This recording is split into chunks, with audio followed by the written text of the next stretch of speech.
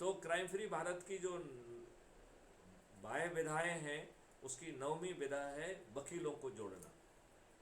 तो मैं अपने सभी साथियों से अनुरोध करता हूं, स्पेशली स्टेट से ऊपर के जो लोग हैं, हालांकि स्टेट क्या नीचे के लोग भी यदि जो है जो डिस्ट्रिक्ट जिला अधिकारी हैं, यदि वो भी अपनी सूची भेजेंगे तो उसको उतनी ही मान्यता प्रदान की जाएगी। लेकिन स्टेट अधिकारी और नेशनल अधिकारियों से तो मैं जो है अपेक्षा करता हूँ, इसे दिशा निर्देश माना जाए कि वो इन 9 विधाओं की पूरी सूची बनाएं। वो ज़रूरी नहीं है कि हर व्यक्ति को जाने, तो यदि वो 2-4 लोग जो है ना कभी उन्होंने को जानते हैं तो उनको जोड़ें। उनके विचार विमर्श से हर किसी को अपना अलग पैनल बनाना है, और उन पैनल के लोगों को पहले अपने प्रोफाइल आईडी से जोड़ें, और फिर इसके बाद हमको सूची भेजें तो हम उनको प्रोविजनल अधिकारी का दर्जा दे देंगे। तो ये है वकीलों को जोड़ना, और वकील ने शुरू से ही बहुत अच्छा निर्वहन किया है।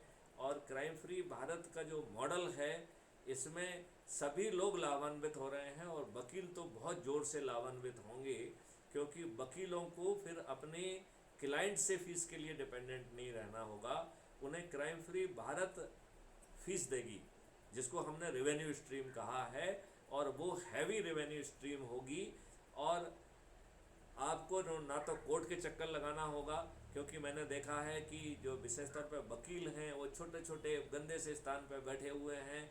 उनकी खुद की लाइफ जो है वो बहुत मिजरेबल है।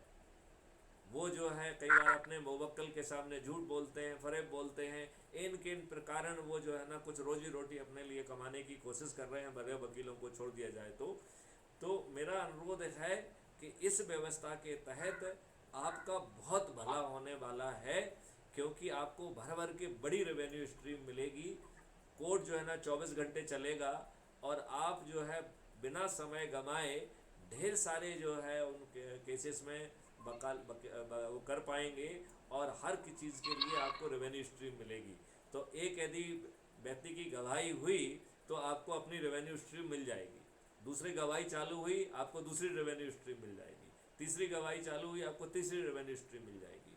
और अभी जो केवल संज्ञेय अपराध हैं, संज्ञेय अपराध, असंज्ञेय अपराध और इवन सिविल केसेस को भी क्राइम फ्री भारत मिशन में एक ही तरीके से जो है ना उनको हैंडल किया जाएगा, और उन्हें भी 3 दिन से 30 दिन के अधिकतम समय में निकालने की कोशिश की जाएगी। तो आपको व्यक्तिगत रूप से ढेर सारा लाभ मिलने वाला है। आप जो है समृद्धशाली होंगे, और भारत का तो हर व्यक्ति समृद्धशाली होगा। जिसका मजदूर में समृद्धशाली होने वाला है, तो उसका वकील तो बहुत ही ज़्यादा समृद्धशाली होगा।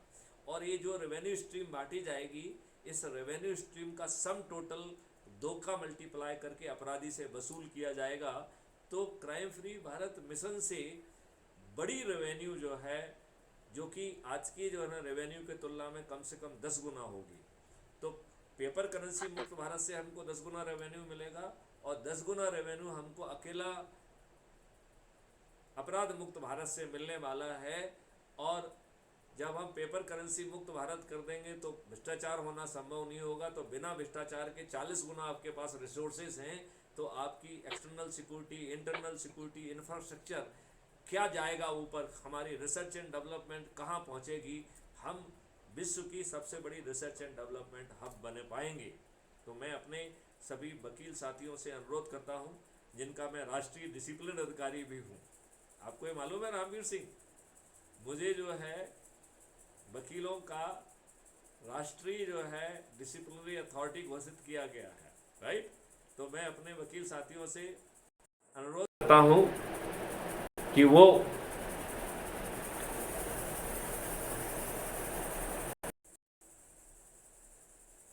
मैं अपने वकील साथियों से अनुरोध करता हूं कि आप जो है जुड़ें, और आप मुझसे 9425606040 पर बातचीत करें।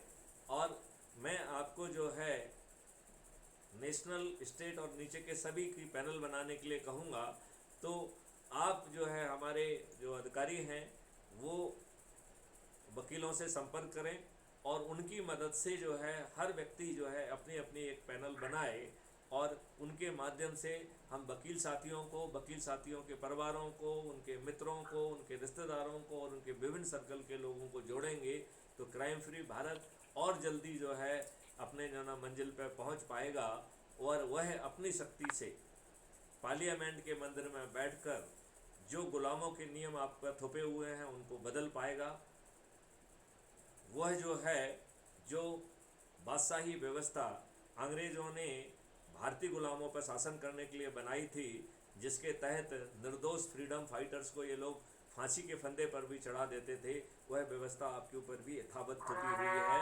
अब इस समय आ गया है कि हम उसे बदलें। हमारे जो राजनेता हैं उनका चरित्र गंदा है, छद्म चरित्र के लोग हैं, काले चरित्र के लोग हैं, दुष्ट हैं, अपराधी हैं।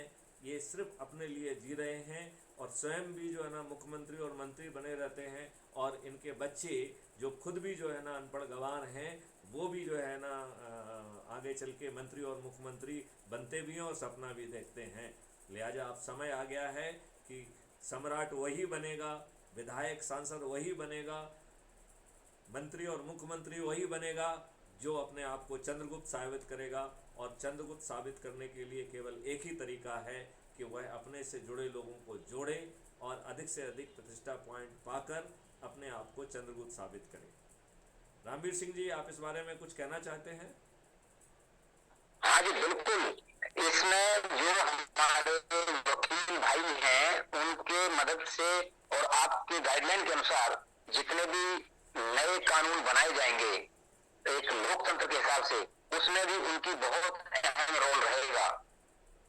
और जिन लोगों को देश सेवा में जाने की देश सेवा करने की बहुत ही ज्यादा ललक है, उनको देश सेवा करने का मौका भी मिलेगा।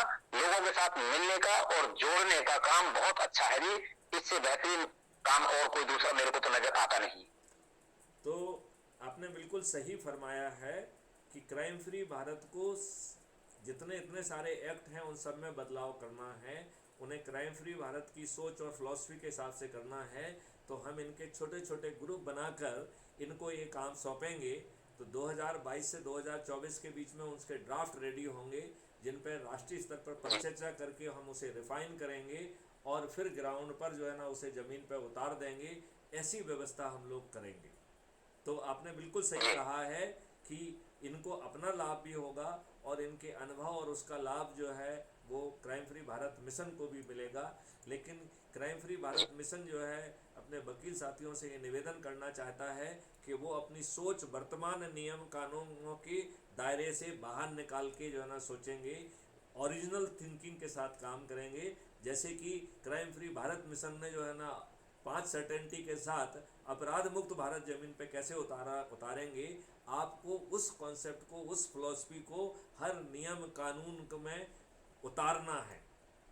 और उसके फोकस में जो है वो डेमोक्रेसी होना चाहिए, उसके फोकस में जो है वो होना चाहिए।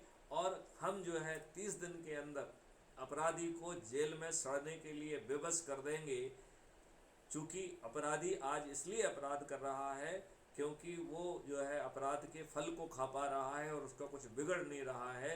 जब उसे मालूम होगा कि बिना थाने जाए अपराध भी कायम हो जाएगा, जब उसे मालूम होगा कि चाहे जो है यदि संज्ञेय अपराध है, असंज्ञेय अपराध है, तो पुलिस के माध्यम से 15 दिन के अंदर अकाट साक्ष्यों को क्राइम फ्री भारत का टेक्नो इंजन एकत्रित कराएगा, उसे डेट टाइम और लोकेशन से लॉक करेगा, हैश वैल्यू से लॉक करेगा, 65B का एविडेंस एक्ट का जो है एडमिसिबिलिटी सर्टिफिकेट जारी करके उसे अकाट बनाएगा।